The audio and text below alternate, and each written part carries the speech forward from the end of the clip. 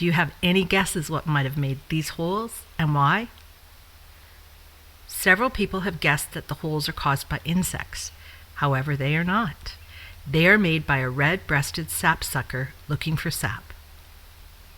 Sapsuckers eat insects, mostly ants and spiders. However, as their name indicates, they rely on sap as their main food source. Just like people who tap maple trees to make maple syrup, these birds drill their wells in early spring.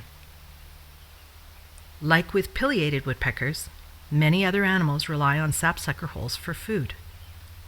The rufous hummingbird is closely associated with the red-breasted sapsucker. It nests near sap wells and may even follow the woodpecker around during the day, feeding at the wells the sapsucker leaves flowing. As we move along to the next stop, I invite you to notice how many different colors you can observe along the way.